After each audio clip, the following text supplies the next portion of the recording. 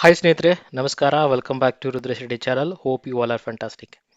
ಸ್ನೇಹಿತರೆ, ಇವತ್ತೊಂದು very interesting topic ಅನ್ನ ನಿಮ್ಮ ಮುಂದೆ ತೆಗೆದುಕೊಂಡು ಬರ್ತಾ ಇದ್ದೀನಿ. ಅದುವೇ ಸ್ಪೋಕನ್ ಇಂಗ್ಲಿಷ್. ನಮ್ಮಲ್ಲಿ ತುಂಬಾ ಜನ ಒಂದು ಮೈಂಡಲ್ಲಿ ಓಡ್ತಾ ಇರ್ತದೆ, ಇಂಗ್ಲಿಷ್ ಹೆಂಗ್ ಮಾತಾಡೋದು. ಅವರಿಗೆ ಬರ್ತಿರ್ತದ ಮನದೊಳಗಡೆ, ಲೈಕ್ ಮೈಂಡ್ ಒಳಗಡೆ ಇರ್ತದ, ಹಿಂಗೆ ಇದು ಕರೆಕ್ಟ್ ಆಗಿರ್ತಕ್ಕಂಥ ವರ್ಡು, ಇದು ಕರೆಕ್ಟ್ ಆಗಿರ್ತಕ್ಕಂಥ ಸೆಂಟೆನ್ಸ್ ಅಂತ. ಬಟ್ ಬಾಯಿಂದ ಹೊರಗಡೆ ಬರ್ತಾ ಇರಲ್ಲ. ಯಾಕೆ ಹೀಗಾಗುತ್ತೆ ಅಲ್ವಾ? ಸೊ ಈ ಥರದ ಎಕ್ಸ್ಪೀರಿಯನ್ಸ್ ನಿಮ್ಗೆ ಡೆಫಿನೆಟ್ ಆಗಿ ಆಗಿರ್ತದಲ್ಲ. ಡೋಂಟ್ ವರಿ, ಇವತ್ತಿನ ವಿಡಿಯೋದಲ್ಲಿ ಅವುಗಳ ಬಗ್ಗೆ ಕಂಪ್ಲೀಟ್ ಆಗಿ ಡಿಸ್ಕಸ್ ಮಾಡೋಣ. ಸ್ಪೋಕನ್ ಇಂಗ್ಲಿಷ್ ಅಂದ್ರೆ ಅಂತ ಮಹಾನ್ ದೊಡ್ಡದಾಗಿರ್ತಕ್ಕಂಥ ಅಥವಾ ಡಿಫಿಕಲ್ಟ್ ಆಗಿರ್ತಕ್ಕಂಥದ್ದು ಏನಲ್ಲ. ಇದನ್ನು ಕಂಪ್ಲೀಟ್ ಆಗಿ ಕಲಿಬೇಕಾಗಿತ್ತಂದ್ರೆ ನಿಮ್ಗೆ ಒಂದೇ ಒಂದು ಟ್ರಿಕ್, ಅದುವೇ ಏನಪ್ಪಾ ಅಂತ ಹೇಳೋದಾದ್ರೆ ಪ್ರಾಕ್ಟೀಸ್. ಸೊ ನೀವು ಪ್ರಾಕ್ಟೀಸ್ ಮಾಡ್ತಾ ಇದ್ರೆ ಡೈಲಿ ಇಂಗ್ಲಿಷ್ ಭಾಷೆಯಲ್ಲಿ ಮಾತಾಡೋದನ್ನ, ಸೊ ನಿಮಗೆ with in 1 month R 2 month proper ಆಗಿ ಇಂಗ್ಲಿಷನ್ನು ಮಾತಾಡಕ್ಕೆ ಆಗ್ತದೆ. ಇನ್ನೊಂದು ಮಿಸ್ಕನ್ಸೆಪ್ಷನ್ ಎಲ್ಲರ ಮೈಂಡಲ್ಲಿ ಇರತಕ್ಕಂಥದ್ದು, ಸ್ಪೋಕನ್ ಇಂಗ್ಲಿಷ್ ಮತ್ತೆ ಇಂಗ್ಲಿಷ್ ಗ್ರಾಮರ್ ಎರಡು ಸೇಮ್ ಅಂತ ಹೇಳಿ. ಇದಕ್ಕೆ ನನ್ನ ಆನ್ಸರ್ ಬಿಗ್ ನೋ. ಸ್ಪೋಕನ್ ಇಂಗ್ಲಿಷೇ ಬೇರೆ, ಇಂಗ್ಲಿಷ್ ಗ್ರಾಮರೇ ಬೇರೆ. ಓಕೆ, ನೀವು ಮಾತಾಡಬೇಕಾದ ಸಮಯದಲ್ಲಿ ಪ್ರಾಪರ್ ಆಗಿರ್ತಕ್ಕಂಥ ಇಂಗ್ಲಿಷ್ ಗ್ರಾಮರ್ನ ಬಳಕೆ ಮಾಡಬೇಕು ಅನ್ನೋದು ನಿಮ್ಮ ಮೈಂಡಲ್ಲಿ ಇದ್ರೆ ನೋ, ಆ ಥರ ಅನ್ಕೋಬೇಡಿ. ಸೊ ನಮ್ಮ ಭಾರತ ದೇಶದಲ್ಲಿ ಮಾತಾಡ್ತಕ್ಕಂಥ 100% ಆಫ್ ಜನರಲ್ಲಿ ಇಂಗ್ಲಿಷ್ ಭಾಷೆಯಲ್ಲಿ ಕೇವಲ 9-10% ಜನ ಮಾತ್ರ ಪ್ರಾಪರ್ ಆಗಿ ಇಂಗ್ಲಿಷ್ನಲ್ಲಿ ಮಾತಾಡ್ತಾರೆ, ಅಂದರೆ ಸ್ಪೋಕನ್ ಇಂಗ್ಲಿಷ್ನಲ್ಲಿ. ಉಳಿದಿರೋ ಜನ ಯಾವ ರೀತಿ ಮಾಡ್ತಾರೆ ಹಾಗಾದ್ರೆ? ಸರ್ ತುಂಬಾ ಜನ ಇಂಗ್ಲೀಷಲ್ಲಿ ಮಾತಾಡೋದು ನೋಡಿದೀವಲ್ಲ ಸರ್, ಹಾಗಾದ್ರೆ ಅವರೆಲ್ಲ ತಪ್ಪು ಮಾತಾಡ್ತಾರಾ?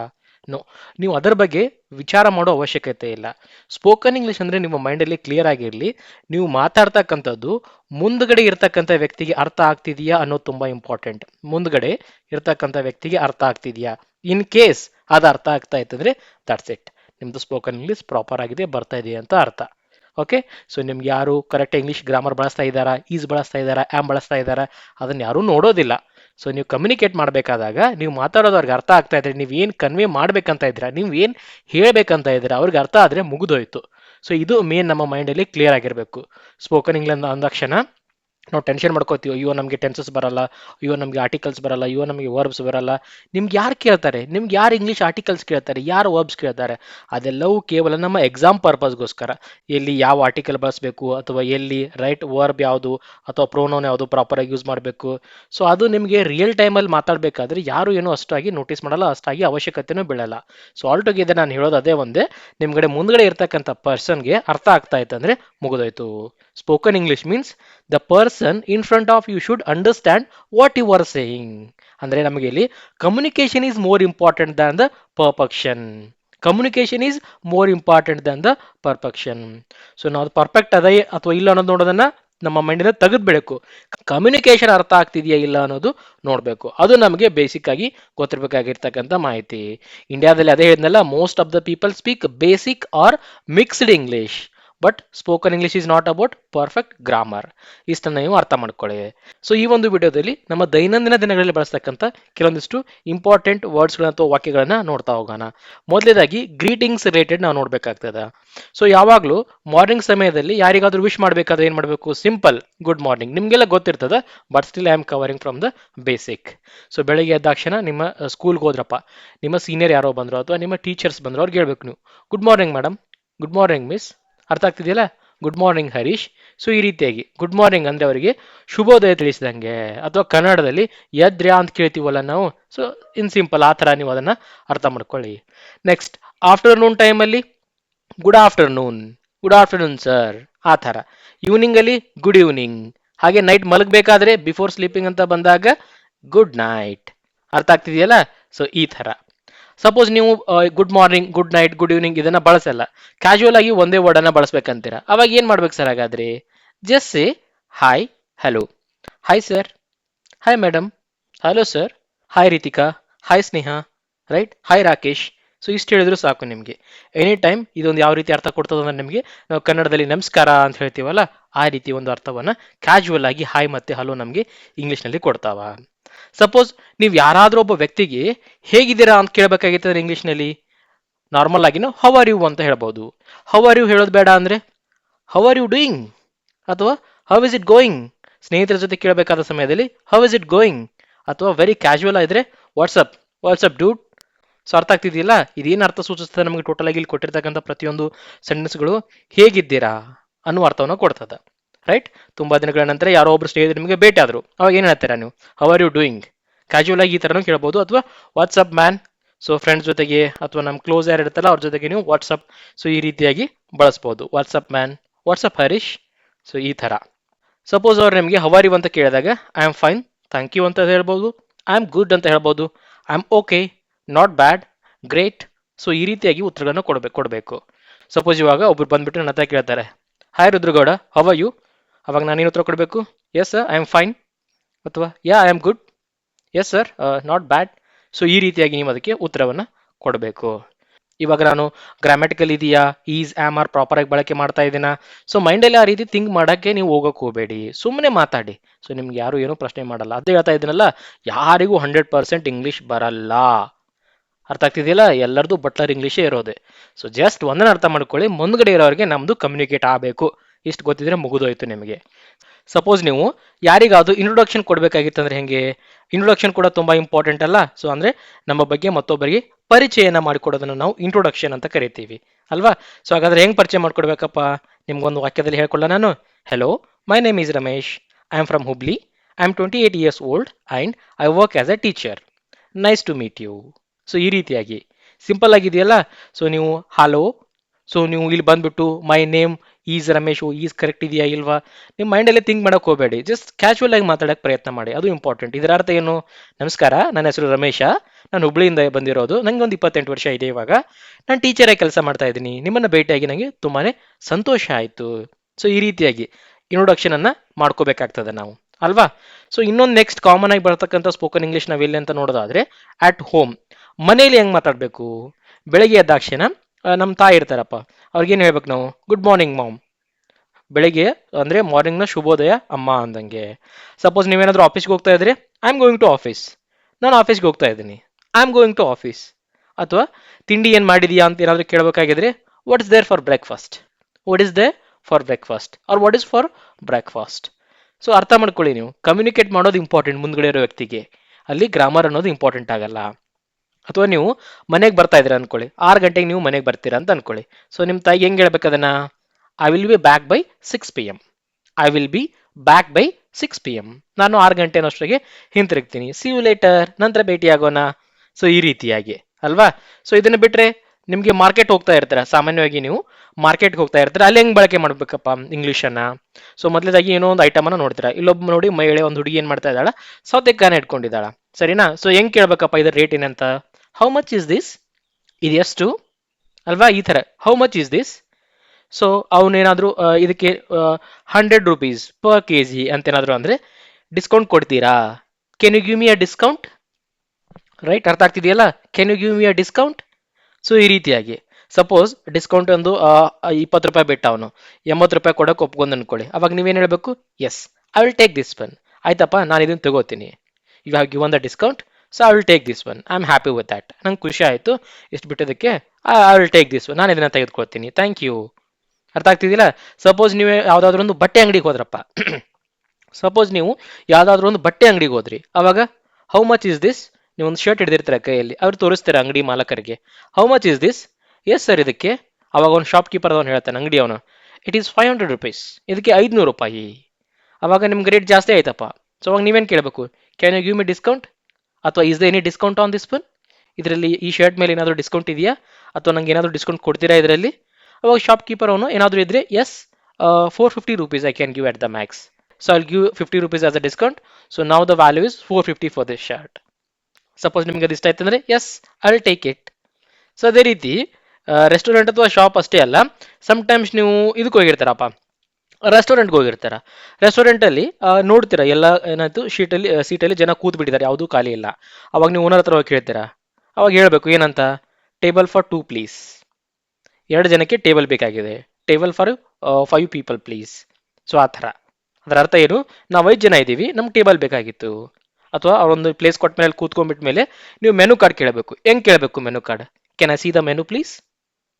ಮೆನು ತೋರಿಸ್ತೀರಾ ಅಲ್ವಾ? Can I see the menu please? ಅಥವಾ ಯಾವ್ದಾದ್ರು ಆರ್ಡರ್ ಮಾಡಬೇಕಾಗಿತ್ತಂದ್ರೆ I would like to order chicken butter masala, ಅಥವಾ I would like to order chicken chilli, ಅಥವಾ I would like to order gobi manchuri. So ಈ ರೀತಿಯಾಗಿ ಐ ವುಡ್ ಲೈಕ್ ಟು ಈ ಥರ ಹೇಳಬೇಕು. ನನಗೆ ಇದನ್ನು ಆರ್ಡರ್ ಮಾಡ್ಬೇಕು ಅನ್ಕೊಂಡಿದ್ದೀನಿ ನಾನು, ಅಂದರೆ ನಾನು ಇದನ್ನು ಆರ್ಡರ್ ಮಾಡಬೇಕು ಅಂತ, ಆ ಥರ. ಸೊ ಎಲ್ಲ ಊಟ ಮಾಡಿದ್ರಿ, ಕೈ ತೊಳ್ಕೊಂಡ್ರಿ, ಎಲ್ಲ ಆದಮೇಲೆ ಬಿಲ್ ಕೇಳಬೇಕಲ್ಲ. Can I have the bill? Can you please give me the bill sir? ಆ ಥರ ಬಿಲ್ ಕೊಡ್ತೀರಾ ಕನ್ನಡದಲ್ಲಿ, ಇಂಗ್ಲೀಷ್ನಲ್ಲಿ can I have the bill?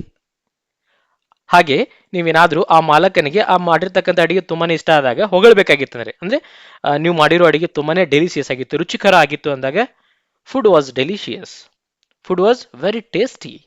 So ಈ ತರ ಹೇಳ್ಬೇಕು. ಅರ್ಥ ಆಗ್ತಿದೆಯಲ್ಲ? ಅಥವಾ ನೀವೇನಾದ್ರೂ ಇನ್ನೂ ಕಾಫಿ ತಗೋಬೇಕಾಗಿತ್ತಂದ್ರೆ I would like to take a coffee ಅಲ್ವಾ. ಸಪೋಸ್ ನೀವು ಮಸಾಲ ದೋಸೆ ತಗೋಬೇಕಾಗಿತ್ತಂದ್ರೆ I would like to take 2 masala dosas. ವೇಟ್ರಿಗೆ ಹೇಳಬೇಕು ನೀವು, can I have the masala dosa please. So ಆ ಥರ. ಅರ್ಥ ಆಗ್ತಿದೆಯಲ್ಲ? ಇನ್ ಸಮ್ ಸಿಚುವೇಶನ್ ಅದನ್ನ ಬಿಟ್ಟು ಇಷ್ಟೊತ್ತೇನು ಮಾತಾಡಿದ್ವಲ್ಲ ಅದನ್ನ ಬಿಟ್ಟು ನಮ್ಮ ದೈನಂದಿನ ದಿನದಲ್ಲಿ ನಾವು ಎಸ್ ಆರ್ ನೋ ಟೈಪ್ ಕ್ವಶನ್ಗಳನ್ನು ಕೂಡ ನೋಡ್ತೀವಿ ಸ್ಪೋಕನ್ ಇಂಗ್ಲಿಷ್ನಲ್ಲಿ. ಏನು ಸರ್ ಎಸ್ ಆರ್ ನೋ ಅಂದರೆ ಅರ್ಥ ಆಗಲಿಲ್ಲ. ಸೊ ಇಲ್ಲೊಂದು ಎಕ್ಸಾಂಪಲ್ ಕೊಡ್ತೀನಿ ನೋಡಿ ನಾನು ನಿಮಗೆ.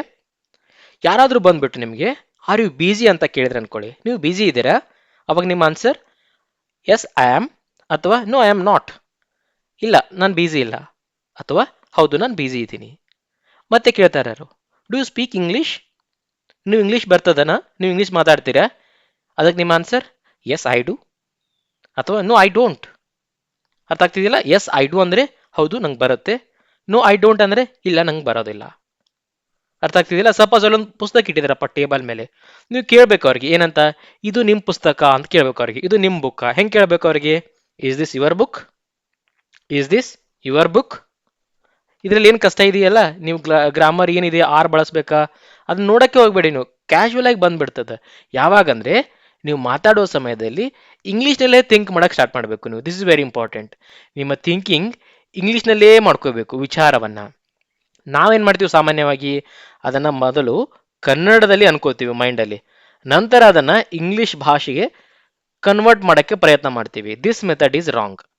ನಾವು ಮೊದಲೇ ಥಿಂಕ್ ಮಾಡೋದು ಅಥವಾ ಹೇಳಬೇಕೇನು ಅನ್ಕೊಂಡಿರ್ತೀವಲ್ಲ ಅದನ್ನು ಇಂಗ್ಲೀಷ್ನಲ್ಲೇ ಥಿಂಕ್ ಮಾಡಿದರೆ ಡೈರೆಕ್ಟಾಗಿ ಇಂಗ್ಲೀಷ್ನಲ್ಲೇ ಹೊರಗಡೆ ಬರ್ತದೆ.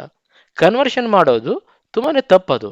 ಸೊ ಸ್ಟಾರ್ಟಿಂಗ್ ಡೇಸಲ್ಲಿ ನಿಮಗೆ ಈ ರೀತಿಯಾಗಿ ಇಂಗ್ಲೀಷಿಂದ ಇಂಗ್ಲೀಷ್ಗೆ ಥಿಂಕ್ ಮಾಡೋಕ್ಕೆ ಕಷ್ಟ ಆದರೂ ಪರವಾಗಿಲ್ಲ, ಬಟ್ ಆ ರೀತಿ ಪ್ರಾಕ್ಟೀಸ್ ಮಾಡ್ತಾ ಹೋದಾಗ ನಿಮಗೆ ತುಂಬಾ ಹೆಲ್ಪ್ ಆಗ್ತದೆ. 1 ತಿಂಗಳಲ್ಲಿ ಅಥವಾ 2 ತಿಂಗಳಲ್ಲಿ ನೀವು ಅದಕ್ಕೆ ಅಡ್ಜಸ್ಟ್ ಆಗಿಬಿಡ್ತೀರಾ. ಕನ್ನಡದಲ್ಲೇ ಥಿಂಕ್ ಮಾಡೋದೇ ನಿಮ್ಗೆ ಹೋಗಿಬಿಡ್ತದೆ. ಒಂದು ಸ್ವಲ್ಪ ಪ್ರಯತ್ನ ಮಾಡಿ ನೋಡಿ, ಇದನ್ನು ಡೆಫಿನೆಟ್ ಆಗಿದ್ದ ರಿಸಲ್ಟ್ ಬರ್ತದೆ ನಿಮಗೆ ಅಲ್ವಾ. So try this. ಅಥವಾ ನೆಕ್ಸ್ಟ್ ಒಂದು ಎಕ್ಸಾಂಪಲ್ ಕೊಡ್ತೀನಿ. ನಿಮಗೆ ಯಾರಾದರೂ ಹೆಲ್ಪ್ ಮಾಡಬೇಕಾಗಿತ್ತು, ನಿಮ್ಗೆ ಮತ್ತೊಬ್ಬರ ಹೆಲ್ಪ್ ಅವಶ್ಯಕತೆ ಇದೆ ಅಂದರೆ ನೀವು ನನಗೆ ಹೆಲ್ಪ್ ಮಾಡ್ತೀರಾ, ಯಾವ ಥರ ಕೇಳೋದು, can you help me. So ನೋಡಿ ಕೆಲವೊಂದಿಷ್ಟು ಟೋನ್ ಒಳಗಡೆ ಅರ್ಥ ಮಾಡ್ಕೋಬೇಕು ನೀವು. Can you help me, can you help me. So ಈ ರೀತಿ ಕೇಳಿದರೆ ಅಲ್ಲ, ಅದು can you help me please ಅಂದಂಗೆ ಅರ್ಥ. ನೆಕ್ಸ್ಟ್, ನೀವು ಊಟ ಮಾಡಿದ್ರಾ, did you eat, did you eat. ನೀವು ಊಟ ತಿಂದ್ರಾ ಅಥವಾ ಮಾಡಿದ್ರಾ, ಎಸ್ ಐ ಡಿಡ್ ಅಥವಾ yes I didn't. Okay. So ಈ ರೀತಿಯಾಗಿ ಕೆಲವೊಂದಿಷ್ಟನ್ನು ನೀವು ಡೈಲಿಯಾಗಿ ಪ್ರಾಕ್ಟೀಸ್ ಮಾಡ್ತಾ ಹೋಗಬೇಕು. ಸೊ ಆಲ್ ಟುಗೆದರ್ ಇವತ್ತಿನ ಮೇನ್ ಫಂಡ ಏನಪ್ಪ, ನಾವು ಮಾಡ್ತಕ್ಕಂಥ ವಿಡಿಯೋದು ಏನಂತ ನೋಡ್ತಾ ಹೋದ್ರೆ, ನಾವು ಮಾತಾಡುವಾಗ ಯಾವಾಗಲೂ ಇಂಗ್ಲೀಷ್ನಲ್ಲೇ ಥಿಂಕ್ ಮಾಡಬೇಕು, ಮೊದಲನೇ ಪಾಯಿಂಟ್. ಓಕೆ. ಹಾಗೆ ಎರಡನೇ ಪಾಯಿಂಟ್ ಬಂದ್ಬಿಟ್ಟು, ನಾವು ಮಾತಾಡುವಾಗ ಆ ಇಂಗ್ಲೀಷ್ನಲ್ಲಿ ಗ್ರಾಮರ್ ಕರೆಕ್ಟ್ ಇದೆಯಾ ತಪ್ಪಿದೆಯಾ ಅನ್ನೋದನ್ನ ಥಿಂಕ್ ಮಾಡೋದನ್ನ ಬಿಟ್ಬಿಡ್ಬೇಕು, ಕಡಿಮೆ ಮಾಡ್ಕೋಬೇಕು. ಕರೆಕ್ಟ್ಲಿ ತಪ್ಪಿರಲಿ, you don't bother at all. So ನೀವೇನು ಬಾದರ್ ಮಾಡ್ಕೋಬೇಕು, ನೀವು ಮಾತಾಡ್ತಕ್ಕಂಥದ್ದು ಮುಂದ್ಗಡೆ ಇರೋ ವ್ಯಕ್ತಿಗೆ ಅರ್ಥ ಆಗ್ತಿದೆಯಾ ಇಲ್ವಾ ಅನ್ನೋದಷ್ಟೇ ಇಂಪಾರ್ಟೆಂಟ್. ಸೊ ನಿಮ್ಗೆ ಬೆಸ್ಟ್ ಎಕ್ಸಾಂಪಲ್ಲೇ ಕೊಟ್ಟೆ ನಾನು. ನಮ್ಮ ಭಾರತ ದೇಶದಲ್ಲಿ ಮಾತಾಡ್ತಕ್ಕಂಥ ಎಷ್ಟೋ ಜನರಿಗೆ 100% ಇಂಗ್ಲೀಷೇ ಬರೋದಿಲ್ಲ. ಸೊ ಎಲ್ಲರದು ಬಟ್ಲರ್ ಇಂಗ್ಲೀಷ್. ಇವನ್ ಐ ಟಿಯಲ್ಲಿ ಇರೋರಿಗೆ ಹೇಳ್ತೀವಿ ನಾವು, ನಿಂಗೆ ಬಾರಿ ಇಂಗ್ಲೀಷ್ ಬರ್ತದಪ್ಪ, you are speaking very good English ಅಂತ ಹೇಳ್ತೀವಿ. ಇಲ್ಲ, ಆ ಥರ ಇರಲ್ಲ ಅದು. ಸೊ ಅವ್ರೇನು ಮಾಡ್ತಾ ಇರ್ತಾರೆ, ಜಸ್ಟ್ ಕ್ಲೈಂಟ್ಗಳಿಗೆ ಕಮ್ಯುನಿಕೇಟ್ ಮಾಡ್ತಾ ಇರ್ತಾರೆ. ಕ್ಲೈಂಟ್ಗಳಿಗೆ ಏನು ಅವಶ್ಯಕತೆ ಇರ್ತದಲ್ಲ ಅದನ್ನು ಬೇಸಿಕ್ಕಾಗಿ ಹೇಳಿದರೆ ಸಾಕು. ಓಕೆ. ಸೊ ಈ ರೀತಿಯಾಗಿ ನೀವು ಡೇ ಬೈ ಡೇ ಪ್ರಾಕ್ಟೀಸ್ ಮಾಡ್ತಾ ಹೋದಾಗ 100% ಪರ್ಫೆಕ್ಷನ್ ಸಿಗ್ತದೆ. ನೆಕ್ಸ್ಟ್ ಇನ್ನೊಂದು ಇಂಪಾರ್ಟೆಂಟ್ ಪಾಯಿಂಟ್. ಸೊ ಇದನ್ನು ಹೆಂಗೆ ಮಾಡ್ಕೋಬೇಕು ಇನ್ನೂ ಸಿಂಪಲ್ ಆಗಿ ಅಂತಂದರೆ, ನಾವು ಇವಾಗೇನು ಮೂವೀಸ್ ನೋಡ್ತಾ ಇರ್ತೀವಲ್ಲ, ಕೆಲವೊಂದಿಷ್ಟು ಮೂವಿಯನ್ನು ನಾವು ತೆಲುಗುದಲ್ಲಿ ಇಷ್ಟಪಡ್ತೀವಿ, ಕೆಲವೊಬ್ಬರಿಗೆ ಅಲ್ಲು ಅರ್ಜುನ್ ಇಷ್ಟ, ಪ್ರಭಾಸ್ ಇಷ್ಟ, ಆ ಮೂವಿಗಳನ್ನು ತೆಲುಗುದಲ್ಲಿ ನೋಡ್ತೀವಿ ಅಲ್ವಾ. ಸೊ ಅಥವಾ ನಮ್ಮ ಕನ್ನಡದಲ್ಲಿ ಕೆಲವೊಂದಿಷ್ಟು ಮೂವಿಗಳಿದಾವೆ ಅಂತ ಅನ್ಕೊಳ್ಳಿ, ಕೆಲವೊಬ್ಬರಿಗೆ ಶಿವಣ್ಣ ಇಷ್ಟ, ಅವರು ಕನ್ನಡದಲ್ಲಿ ಆ ಮೂವಿಯನ್ನು ನೋಡ್ತಾ ಇರ್ತಾರೆ. ಅದನ್ನು ಮಾಡೋ ಬದಲಾಗಿ ಇವಾಗ ಯೂಟ್ಯೂಬಲ್ಲಿ ಹಲವಾರು ಚಾನಲ್ಗಳಿದಾವೆ. ಅವು ಹೆಂಗಿದಾವಪ್ಪ ಅಂದರೆ ಫಿಲ್ಮ್ ತೆಲುಗುದಲ್ಲೇ ಇರ್ತದೆ, ಬಟ್ ಅವ್ರು ಮಾತಾಡೋದೆಲ್ಲ ಇಂಗ್ಲೀಷ್ನಲ್ಲಿ ಇರ್ತದೆ. ಅಂಥ ಮೂವಿಗಳನ್ನು ನೋಡಿದರೆ ಡೆಫಿನೆಟ್ ಆಗಿ 200% ನಿಮ್ಮ ಇಂಗ್ಲೀಷ್ ಇಂಪ್ರೂವ್ಮೆಂಟ್ ಆಗೇ ಆಗ್ತದೆ. ಅರ್ಥ ಆಗ್ತಿದೆಯಲ್ಲ? ಸಪೋಸ್ ನಿಮ್ಗಿದು ಕಷ್ಟ ಅನ್ನಿಸ್ತಾ ಇದ್ರೆ ಕನ್ನಡದಲ್ಲಿ ಆ ಮೂವಿ ನೋಡಿ ಮೊದಲಿಗೆ, ಅಥವಾ ತೆಲುಗು ಭಾಷೆ ನಿಮ್ಗೆ ಅರ್ಥ ಆಗ್ತಾ ಇತ್ತು ಅಂತ ತೆಲುಗುದಲ್ಲಿ ನೋಡಿ, ಅದಾದ ನಂತರ ಅದನ್ನು ಇಂಗ್ಲೀಷ್ ಭಾಷೆಯಲ್ಲಿ ನೋಡಿ. ಸೊ ನೋಡಿ, ನಿಮ್ಮಿಂದ ನಿಮ್ಮೊಳಗಡೆನೆ ಬದಲಾಗ್ತಾ ಹೋಗ್ತದೆ. ನಿಮಗೆ ಖುಷಿ ಅನಿಸ್ತಾ ಹೋಗ್ತದೆ, ಓ ಹಿಂಗೇನಾ ಇದು ಅಂತ ಹೇಳ್ಬಿಟ್ಟು. ಸೊ ಇವಾಗ ಒಂದು ಯಾವುದೋ ಕನ್ನಡ ಮೂವಿ ಇದೆಯಪ್ಪ, ನೀವು ಅದನ್ನು ಕನ್ನಡದಲ್ಲಿ ಒಂದು 10 ಸಲ ನೋಡಿದ್ದೀರಾ. ಇವಾಗ ಕನ್ನಡದಲ್ಲಿ ಬಿಟ್ಟು ಅದೇ ಮೂವಿಯನ್ನು ಇಂಗ್ಲೀಷ್ನಲ್ಲಿ ನೋಡಿ. ಇಂಗ್ಲೀಷ್ನಲ್ಲಿ ಅಂತ ಅರ್ಥ ಅಂದರೆ, ಯೂಟ್ಯೂಬಲ್ಲಿ ಆಲ್ರೆಡಿ ಹಲವಾರು ಚಾನಲ್ಗಳಿದಾವೆ. ಅವೇನು ಮಾಡ್ತಾವ, ಈ ಭಾಷೆಯಲ್ಲಿ ಏನಿದೆಯಲ್ಲ ಕನ್ನಡ ಭಾಷೆಯಲ್ಲಿ ಇರ್ತಕ್ಕಂಥದ್ದನ್ನೇ ಇಂಗ್ಲೀಷ್ ಭಾಷೆಗೆ ಡಬ್ ಮಾಡಿರ್ತಾರ. ಅವರೇನು ಫಾರಿನ್ ಆಕ್ಸೆಂಟ್ ಇಂಗ್ಲೀಷಲ್ಲಿ ಮಾತಾಡಲ್ಲ, ನಮ್ಮ ಭಾರತೀಯ ಆಕ್ಸೆಂಟ್ ನಮಗೆ ಅರ್ಥ ಆಗುವ ರೀತಿಯಲ್ಲೇ ಮಾತಾಡ್ತಾರ. ಸೊ ಅದಕ್ಕೋಸ್ಕರ ಇದೊಂದು ಬೆಸ್ಟ್ ಹೆಲ್ಪ್ ಆಗ್ತಕ್ಕಂಥ ಒಂದು ಟಿಪ್ ನಿಮಗೆ, ಮೂವೀಸನ್ನು ಇಂಗ್ಲೀಷ್ನಲ್ಲಿ ನೋಡಿ. ಅರ್ಥ ಆಗ್ತಿದೆಯಲ್ಲ. ಇದೆಲ್ಲ ಆದಮೇಲೆ ನಿಮ್ಗೆ ಪರ್ಫೆಕ್ಟ್ ಆಗಿ ತಿಳುವಳಿಕೆ ಸ್ಟಾರ್ಟ್ ಆದ ನಂತರ ಏನು ಮಾಡಬೇಕು, yes, you can go for Hollywood movies ಅಥವಾ English movies, English accent movie ಇರ್ತಾವಲ್ಲ ಅವುಗಳನ್ನ ನೋಡಲಿಕ್ಕೆ ಸ್ಟಾರ್ಟ್ ಮಾಡಬೇಕು. ಸೊ ನೀವು ಸ್ಟಾರ್ಟಿಂಗಲ್ಲೇ ಏನೋ ಪ್ರಾಕ್ಟೀಸ್ ಮಾಡಿಲ್ಲ ಅಥವಾ ಈ ರೀತಿ ಕನ್ನಡ ಮೂವಿನ ಇಂಗ್ಲೀಷ್ನಲ್ಲಿ ನೋಡಿಲ್ಲ, ಡೈರೆಕ್ಟಾಗಿ ನಾನು ಇಂಗ್ಲೀಷ್ ಮೂವಿಗೆ ಹೋಗ್ತೀನಿ, ಹಾಲಿವುಡ್ ಮೂವೀಸ್ ಹೋಗ್ತೀನಿ ಅಂದರೆ ಸ್ವಲ್ಪ ಕಷ್ಟ ಆಗ್ತದೆ, ನಿಮ್ಗೆ ಏನೂ ಅರ್ಥ ಆಗಲ್ಲ. ಫಸ್ಟ್ ಆಫ್ ಆಲ್ ನಿಮಗೆ ಭಾಷೆ ಅಂದರೆ ಅವ್ರ ಆ್ಯಕ್ಸೆಂಟ್ ಮಾತಾಡೋ ರೀತಿ ಅರ್ಥ ಆಗಬೇಕು, ತದನಂತರ ಅವ್ರ ಒಳಗಿನ ಅರ್ಥ ಆಗ್ತದೆ. ಅವ್ರು ಮಾತಾಡೋದೇ ನಮ್ಗೆ ಅರ್ಥ ಆಗಿಲ್ಲ ಅಂದಮೇಲೆ, like way of speaking itself we didn't understand means, then the real meaning also ನಮ್ಗೆ we can't understand. Real meaning ಏನಿದೆ ಅನ್ನೋದು ಕೂಡ ಅರ್ಥ ಆಗಲ್ಲ. ಅದಕ್ಕೋಸ್ಕರ ಮೊದಲಿಗೆ ಇಂಗ್ಲೀಷ್ನಲ್ಲಿರ್ತಕ್ಕಂಥ ಮೂವಿಗಳನ್ನು ನೋಡಿ, ತದನಂತರ ಹಾಲಿವುಡ್ ಮೂವೀಸು ಅವು ಇವುಗಳನ್ನೆಲ್ಲವನ್ನು ಕೂಡ ನೀವು ಟ್ರೈ ಮಾಡ್ಬೋದು. ಅರ್ಥ ಆಗ್ತಿದೆಯಲ್ಲ. ಹೋಪ್ ನಿಮಗೆ ಇಷ್ಟ ಆಯಿತು ಅಂತ ಅನ್ಕೊಂತೀನಿ ಸ್ನೇಹಿತರೆ. ಸೊ ವಿಡಿಯೋ ಇಷ್ಟ ಆಗಿತ್ತು ಅಂದರೆ ಕಮೆಂಟ್ ಮಾಡಿ. ಕ್ಲಾಸನ್ನು ಮುಗಿಸೋದಕ್ಕಿಂತ ಮುಂಚೆ ಇವತ್ತಿನಿಂದ ಮಾತನಾಡಲಿಕ್ಕೆ ಪ್ರಯತ್ನ ಮಾಡಿ. That is the first step. ತಪ್ಪಿರಲಿ ಒಪ್ಪಿರಲಿ, ಮಾತಾಡೋದು ತುಂಬಾ ಇಂಪಾರ್ಟೆಂಟ್. ಹೊರಗಡೆ ಮಾತಾಡೋದು ನಿಮ್ಗೆ ಕಷ್ಟ ಆಗ್ತಾ ಇತ್ತು ಅಂದರೆ ನಿಮ್ಮ ತಾಯಿ ಜೊತೆ ಮಾತಾಡಿ, ನಿಮ್ಮ ತಮ್ಮನ ಜೊತೆ ಮಾತಾಡಿ, ನಿಮ್ಮ ಬ್ರದರ್ ಜೊತೆ ಅಥವಾ ನಿಮ್ಮ ಸಿಸ್ಟರ್ ಜೊತೆ ಮಾತಾಡಿ, ನಿಮ್ಗೆ ಯಾರು ಆತ್ಮೀಯರು ಇರ್ತಾರಲ್ಲ ಅವ್ರ ಜೊತೆ ಮಾತಾಡಿ. ಅವ್ರ ಮುಂದೆ ತಪ್ಪಾದ್ರೆ ಏನು ತೊಂದರೆ ಇಲ್ವಲ್ಲ. ಸೊ ಅದು ನಾವು ಅದನ್ನು ಮೊದಲಿಗೆ ಬಿಡಬೇಕು. ತಪ್ಪಾಗತ್ತಾ ಅನ್ನೋ ಒಂದು ಭಯದಿಂದ ಏನು ನಾವು ಮಾತಾಡೋಕ್ಕೆ ಟ್ರೈ ಮಾಡ್ತಾ ಇದೀವಲ್ಲ ಅದನ್ನು ಬಿಡಬೇಕು. ಸೊ ನಮ್ಮ ಮೈಂಡಲ್ಲಿ ತಪ್ಪಿರಲಿ ಒಪ್ಪಿರಲಿ, I am trying to convey what I have in my mind ಅಷ್ಟೇ. ಸೊ ಮುಂದಿನವರಿಗೆ ಅದು ಅರ್ಥ ಆದರೆ ಮುಗಿದೋಯ್ತು. Thank you so much for watching till the end guys. Bye for now.